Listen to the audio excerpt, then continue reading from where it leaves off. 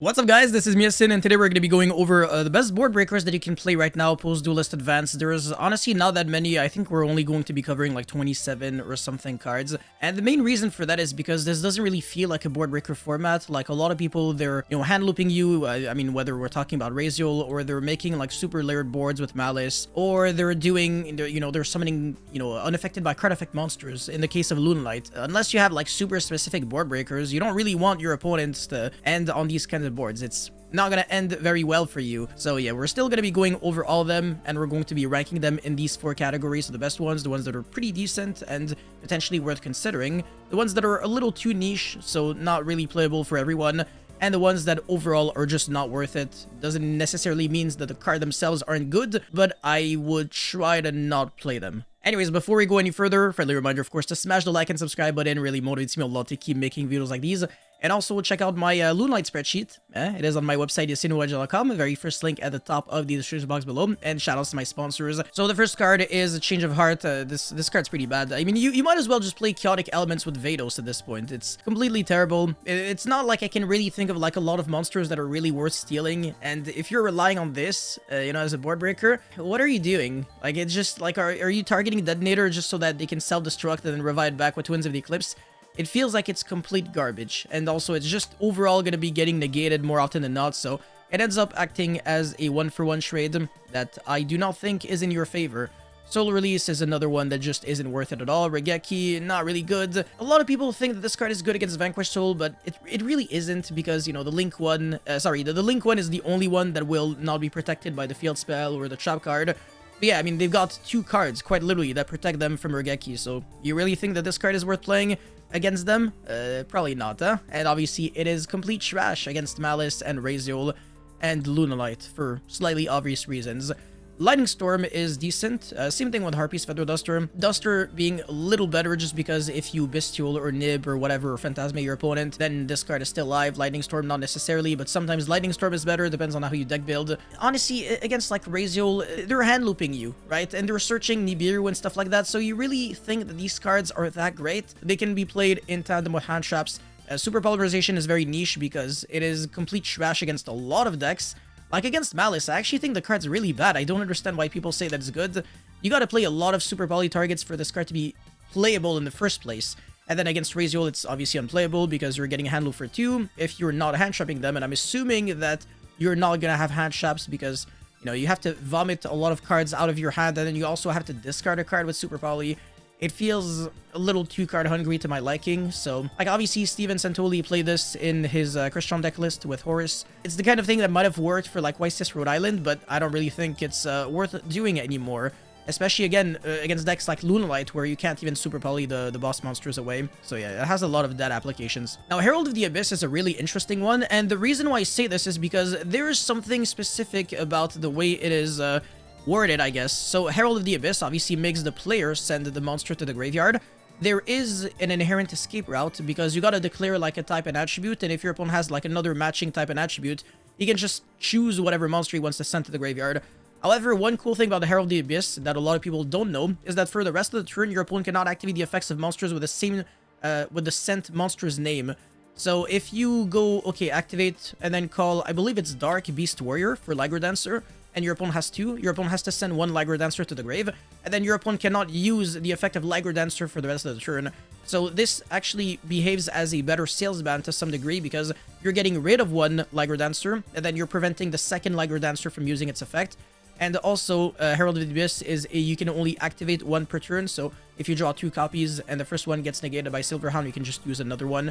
So I think it's a decent card against Moonlight at the very least. Against Raziel, it's not too bad. You can call Light Pyro, whatever, but then your opponent can just chain self-destruct. Maybe not the best. In this situation, Sales Ban would have been better, so I think it's a little niche just because of that. It's only really, really good against Moonlight. Oh my god, my brain stopped working, but to be fair, it never really works. This is spell card Monster Reborn, and I think as a board breaker, it's an okay card.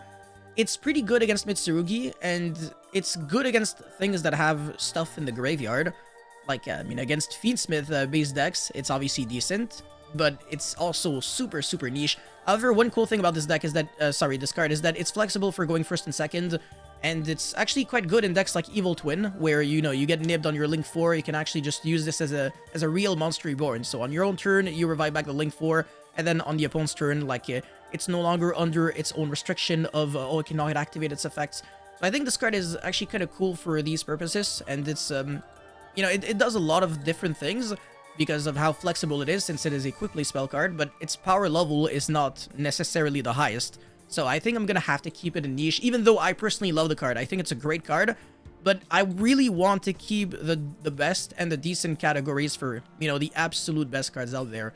Next up is Evenly Matched, and this card's actually really bad. I think a lot of people overestimate how good it is. Against Lunalight, this card might not even resolve, not even because of Silverhound, but because if you go, okay, standby main, end of main phase, they can go IP into SP, and then go SP effect to banish their own Kaleido Chick, and then effects so that you cannot use any cards or effects during the battle phase. So if you think that this card will make them lose some Liger Dancers, Baguska, or whatever, you are mistaken, because it is not necessarily going to be guaranteeing that. Against Raziel, again, you're really just getting hand looped, and also post game 1, they're going to be searching like a counter trap or Great Purification if it's Raziel Mitsurugi. Are you really relying, are you really relying on drawing the nuts and evenly?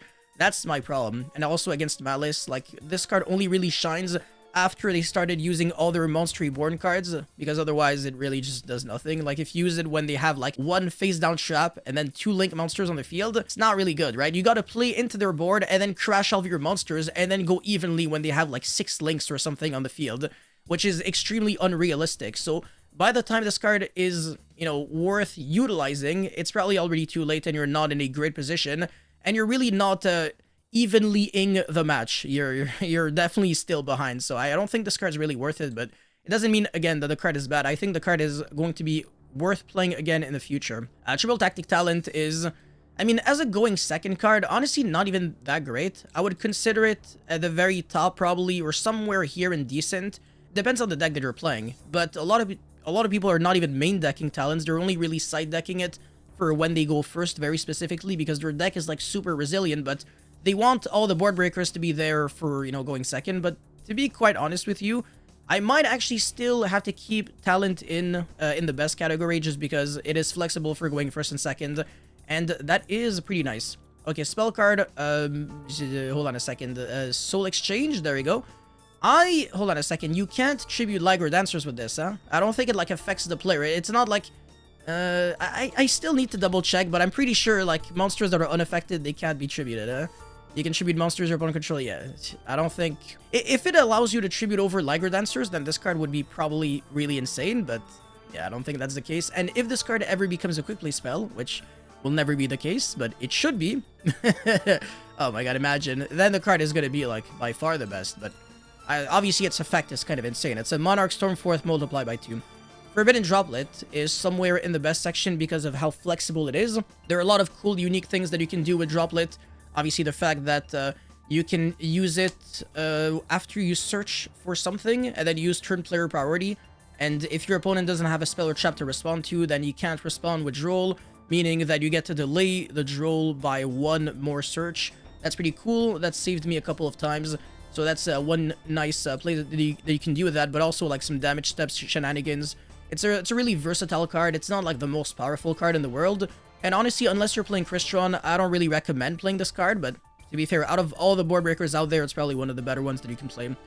Book of Eclipse, this card is probably at the very bottom of this section. It's not the best, honestly. Again, it's pretty terrible against a lot of decks that I can think of. Like, is it really good against Vanquish Soul when they got a Link 1 and they keep summoning their monsters and like different... Like, the monsters on the field, they're going to apply their effects before they summon like the other monsters. So there's no real timing to get like maximum value off of a card like this. I don't think this is optimal. Obviously, the best format for this card was when like Purely and Kashtira were a thing. Then this card was like by far one of the best board breakers that you can play. But now, honestly, you need cards that cannot be negated. Like Droplet, and especially this card right here, Dark Ruler No More. I think this card is insane, because obviously you can't negate it with cards other than spells and traps. I mean, you can respond and then like negate it with like a Hard Red Dragon Archfiend Abyss, but it's not something that is really happening right now. So more often than not, this card will have like a lot of impact against like Raziel based strategies that are a little more on the combo side. And also, Lucas Sacco mentioned something that, I mean, I already knew, actually, I just didn't want to mention it before, but the fact that your opponent cannot take damage for the rest of the turn with Dark Ruler is something that works in your favor, because Mitsurugi Prayers, it forces you to take 800 damage if you want to use, like, the bonus effect. So otherwise, like, you're gonna have to just use, like, the regular Monster Reborn effect, but if the Murakumo is already on the field, then you can't, like, tribute Murakumo to revive back Murakumo. So if you negate the Murakumo, then there was pretty much, like, no real value that your opponent can get. This is kind of cool for you. So sometimes you randomly just break the whole board, and if Great Purification wasn't a thing, I think this card would have been much, much, much better. But then again, they can just search, like, a negation for this card, so that's kind of the problem that I've got with this. And usually when you play Dark Ruler, you don't play infinite hand traps in Dark Ruler, you play other board breakers in Dark Ruler. Maybe not like Droplet, because in Crystron, you play a lot of hand traps, and your only board breaker is Droplet, nothing else. Except if you're Steven Santoli and you play Droplet and Super Volley, but I'm not a really big fan of that. Triple Tactic Thrust, I think, is a board breaker, not really worth playing. It is really niche, it depends on the deck that you're playing, because you're gonna have to, like, commit to playing a huge amount of board breakers and probably 0 hand traps, and that's not really the way to go. But if you're playing, like, a Mitsurugi-based, not even. I was gonna say Mitsurugi Raziel board breaker style, but yeah, I don't really recommend it. You really need your chummies, you need a lot of hand traps, and this card, it doesn't really do anything on its own. Like, Murmur of the Forest, what is going on with me? This card is not too bad against, like, Raziel, because you can Book of Moon the Detonator and then bounce back the field spell, but then again, it's the exact same thing. Everything that targets and that can be negated is usually just not the way to go, so I'm gonna have to put it there. Kinda makes me doubt, like, the positioning of, like, some of these cards, but whatever. Gamma Seal, or I guess Kaijus in general. Actually, I will take this opportunity to also talk about Santa Claus, because Santa Claus is probably, like, the best Kaiju, since it is a light Fiend monster, so it is searchable by Fiendsmith Tract, which means that Engraver or Tract is a searchable way to out Liger Dancer, and you can recycle back the Santa Claus after you out it, and then just keep searching it over and over. And honestly, I think that's pretty cool. So all the Fiendsmith-based decks, they have a natural way to out Liger Dancer. It's not like they gotta play Kaijus. So even though you're seeing a Kaiju in the thumbnail, just remember that this is like any Kaiju-esque card overall. But to be fair, Kaijus are like the most generic ones. But yeah, Santa Claus is probably the card I should have showcased instead. And I think it's decent, honestly. I've seen a lot of people play the Fire Kaiju in Vanquish Soul because it has 1200 defense. So you can make a Hita in Vanquish Soul, and then you either use the effect, whatever, you do something Underworld Goddess, or you can crash the Hita and then you surge the Fire Kaiju, and then you get rid of a Liger Dancer, so that's pretty nice. But with the other Kaijus, they have like gigantic defense stats, so it's not gonna work. But yeah, just keep that in mind. And I think that these cards, overall, in Yu-Gi-Oh! Usually they suck, but in a format where there's a Towers, it ends up being relatively necessary. Anyways, the Sky Striker engine, I don't think it's like really, really good right now, but it's probably like just a little below Thrust. Like if you want to play like some Widow Anchors and stuff in your deck generically with a new link to it, doesn't really change anything. Unless you play Ray and Rose in your deck. Like in your non-Sky Striker deck. Again, I have seen this. It's something that could be done. It's just that it adds a lot of like unnecessary fluff to your deck, and I'm not sure if it's really the way to go. But honestly, it's worth giving it a shot. If you want to have fun and play some Sky Striker cards in your random Mitsurugi deck or something, you can activate like a Engage Search Ray, and then normal summon, or not even, just normal summon Ray, and then, you know, you make, you go effective Ray, tag out onto the Link 2 effect, and then you summon Ray and Rose, and then, yeah, you just make King of the Feral Imps or Duo Drive, and you full combo from there. It's a little ridiculous, but yeah, going second, it's just always the same thing. You search your Widow Anchor, you negate Detonator, whatever, and then your opponent just self-destruct, and then Twins of the Eclipse revive back. It's kind of annoying. Anyways, Burial from a Different Dimension. This is the board breaker for Malice, and honestly, you're probably just better off playing the generic anti-Malice cards like Meows and Lancia because of more collateral damage. Lancia has collateral damage for Crystron as well as Lunalight, and Meows is collateral damage for, well, Lunalight because you're drawing 2 cards and they're only making 4 disruptions with a card, and also it is decent collateral damage for Memento. Actually, it's extremely good against Memento. Meows is much better as a going second card than cards like Burial from a Different Dimension, or there was another one, forgot, but whatever, who cares. Salesman, oh yeah, this card is the nuts, man. I love this card so much. There are so many cool things that you can do if you're not playing the card that you're trying to call with this. So if you're not playing Raziel and you're playing against Raziel, you call Raziel Detonator and there's pretty much like no escape for your opponent. If you call Liger Dancer, your opponent cannot use the effective Liger Dancer for the rest of the turn, but then again, you can, like, you're still gonna have to, like, out the monster, so it could be an issue. I just think that this card is, like, what Herald of the Abyss should have been, because Herald of the Abyss, there's, like, a lot of natural escape routes. Whereas with this, no, it's much harder to like dodge a card like Sales Ban, because it happens like right away. Whereas like Herald of the Abyss, like if you have another monster, whatever, and then also if your opponent like self-destruct, then you know no monster was sent, so your opponent can still use Detonator's effect. It's kind of annoying. Hold on a second, it might be an also. If it's an also, then that's a different story. But it's for the rest of the turn, so I guess it like A has to resolve for B to resolve. Yeah, maybe not the way to go. But yeah, Sales Ban pretty nice. I think this is like for sure one of the best board breakers, honestly. Kurikara is very niche, but definitely playable if you want to play Vanquish Soul, because it is a fire, and it has 1500 defense, so you can crash. And then if your opponent used Liger Dancer, then you can just tribute over, but it's a reactive Kaiju, so I think you'd rather play like a Kaiju that can be used right away, so that you don't have to wait until like your monsters all die, and then you summon Kurikara, and then it just gets destroyed by the second Liger Dancer. So yeah, that's my issue with this. Anti-Magic Arrows was playable in Mermail back in the days. I mean, not even back in the days, like back just a few months ago. And it was actually good. And it was very good against Blue Eyes, but we're seeing less Blue Eyes, we're seeing less spells and traps right now. We're seeing a lot of completely unmanageable boards, and everybody needs to play spells and traps. Like even the decks that aren't really trying to play spells and traps, like Mermail is pretty much like one of the only decks that can just full combo by using absolutely zero spells and traps. I mean, it would have been like the Sekka's Light deck if the card was a 3 right now. But yeah, I think this card is a cool card depending on the format, but right now probably not the way to go. Ultimate Slayer is remarkable.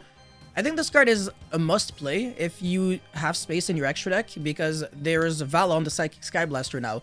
So if you hand trap your opponent enough and he ends on a half board of like Detonator plus a back row, you can go Ultimate Slayer, send Valon, bounce back the Detonator, and then Valon effect target.